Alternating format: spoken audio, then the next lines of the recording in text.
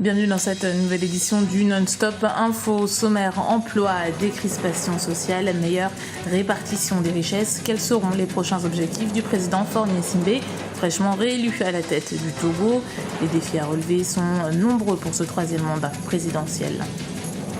Le forum de Bangui semble déjà porter ses fruits. Un accord de désarmement a été signé par les membres de l'ancienne coalition Seleka et ceux des anti-Balaka. Les deux groupes se sont engagés à déposer les armes et mettre fin au conflit.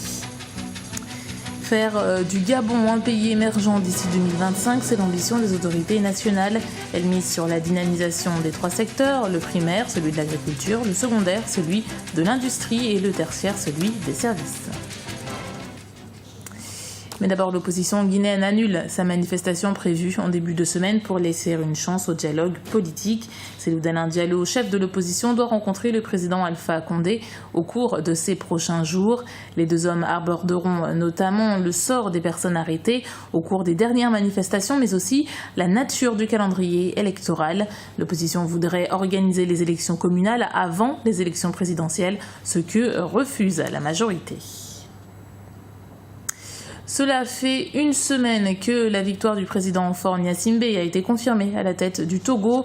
Plusieurs chantiers s'élèvent face au président qui entame son troisième mandat, notamment la question de l'emploi, de la répartition équitable des richesses du pays. Aimé Fakofi. La vie a repris son cours normal au Togo après un scrutin libre qui a donné la victoire au président Faure Gnassingbé. Le peuple qui lui a accordé ce nouveau mandat attend en effet beaucoup du chef de l'État et de son gouvernement. Au sein de la population togolaise, on nourrit l'espoir d'un lendemain meilleur. Je pense que les secteurs prioritaires sont la santé, l'éducation, et surtout comme je suis dans le domaine sportif, il n'a qu'à revoir, c'est le football comme le seul sport qui nous donne la joie. Il n'a qu'à revoir la crise qui secoue actuellement notre fédération togolaise de football. Qu'ils se souviennent aussi de nous, les étudiants. On a plein de trucs, il y a plein de structures à rénover dans notre université, donc il va falloir qu'ils pensent à ça aussi. Nous voulons que les réformes soient entamées, les réformes et du travail pour la jeunesse. Et pour faire baisser la tension sociale, beaucoup évoquent la répartition équitable des richesses. Pour certains observateurs, le président Faure Gnassingbé est appelé à mieux faire sur ces 5 nouvelles années. Le bilan du mandat précédent ne fait pas l'unanimité. Le premier défi sera de consolider le vivre ensemble avec la mise en œuvre des recommandations de la CVJR. Alors il y a aussi les chantiers économiques, continuer à insister sur les réformes économiques, opérer les réformes qui permettent d'arriver à une croissance importante qui permettra finalement à la richesse, aux richesses dégagées, d'être mieux réparties. Ça a été l'une des faiblesses des précédents mandats. La société civile, pour sa part, insiste sur la question de l'impunité, un autre défi pour le président du Togo. Le chef de l'État, lors de la précédente campagne électorale, avait entre autres promis d'œuvrer pour une bonne gouvernance au cours des 5 prochaines années. La campagne électorale a officiellement commencé dimanche au Burundi. L'élection présidentielle est prévue le 26 mai et déjà l'annonce de l'un de ses candidats a plongé le pays dans un soulèvement populaire depuis le 25 avril.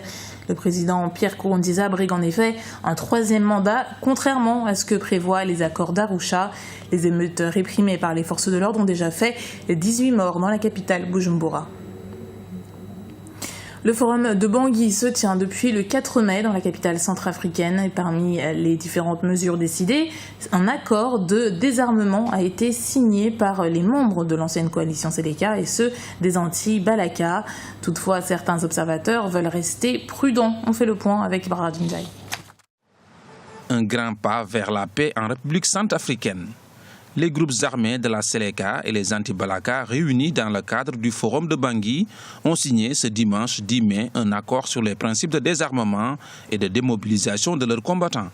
Cet accord ouvre la voie à une réelle sortie de crise Pour Mohamed Moussa Dafan, président de la Seleka rénovée, signataire de l'accord, son engagement est une suite logique de l'accord signé à Brazzaville en juillet 2014. J'ai signé, je me suis engagé, je suis resté dans la même logique, sans variante, depuis Brazzaville. Quand j'ai signé l'accord de cessation des hostilités, c'est la suite logique parce qu'après Brazzaville, il devrait avoir les consultations populaires et la troisième étape, c'est le forum de Bangui. Il fallait signer cet accord de désarmement, démobilisation, réintégration, pour pacifier le pays, ramener la paix et puis amorcer le développement économique.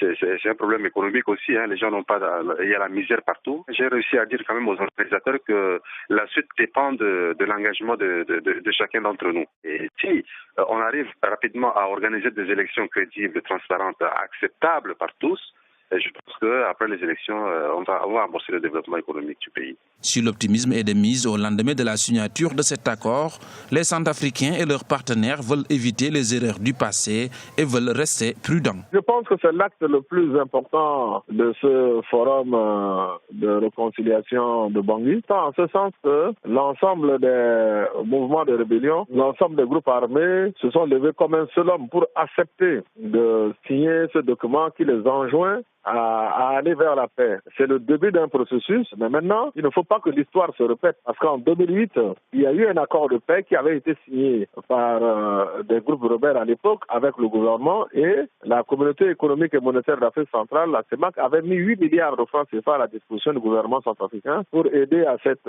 démobilisation. Et cet argent a été détourné de son objectif et c'est ce qui a fait que ces groupes de rébellion se sont reconstitués pour venir prendre finalement le pouvoir. Donc, il faut que, avant même qu'il y ait des financements extérieurs importants, il faut que le gouvernement se batte pour cantonner rapidement ces mouvements de rébellion. Outre la signature de cet accord de désarmement, le Forum de réconciliation de Bangui a adopté ce samedi des recommandations en matière de gouvernance et de développement économique et social, la prolongation de la transition, mais également la réhabilitation et la modernisation des chefferies traditionnelles, en faisant d'elles des acteurs incontournables de la paix et de la réconciliation, sont des mesures phares déjà prises par les participants.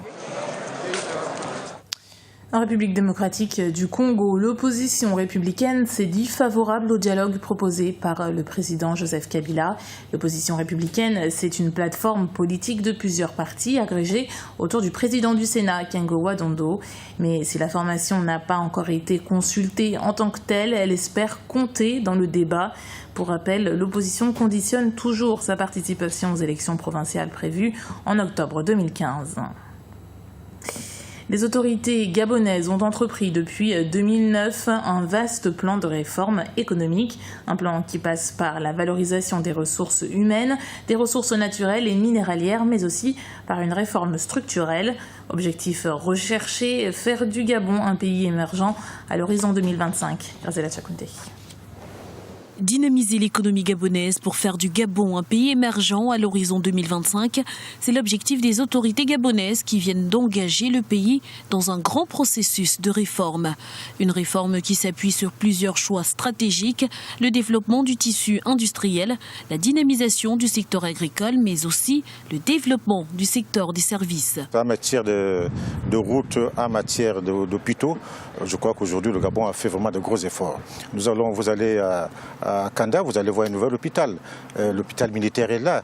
La route suit son cours. Aujourd'hui, on peut, sans trop de risques, partir de Lambaréné jusqu'à Mouila et peut-être au-delà, parce que le pont qui relie Mayumba au continent est déjà fait. Donc, il y a des choses qui avancent. On dit que Paris ne s'est pas fait en un jour, il en est le même pour le Gabon. Il y a beaucoup d'eau qui ont coulé sur le pont de l'Ogoué depuis que le président ait accédé à la magistrature suprême. Outre la réforme et la dynamisation des secteurs vitaux de l'économie gabonaise, les autorités entendent assainir l'environnement des affaires afin d'attirer davantage d'investisseurs étrangers. Si vous avez parcouru le Gabon, vous allez voir qu'il y a des investissements compte tenu du plan stratégique Gabon émergent. Il y a des investissements qui sont en cours. D'autres, il y a des investissements très importants qui sont en cours. Donc cet argent n'a pas servi à rien. Il a servi à développer l'économie gabonaise. Les bases de l'ambitieux plan d'émergence du Gabon semblent donc jetées, mais le gouvernement gabonais le sait, la réussite du plan d'émergence dépend du niveau de satisfaction de la demande sociale, de la réduction de la pauvreté et de l'apaisement du climat politique gabonais. C'était le journal de la rédaction. Merci de l'avoir suivi. Retrouvez dans un instant une nouvelle édition du Non-Stop Info sur Africa 24.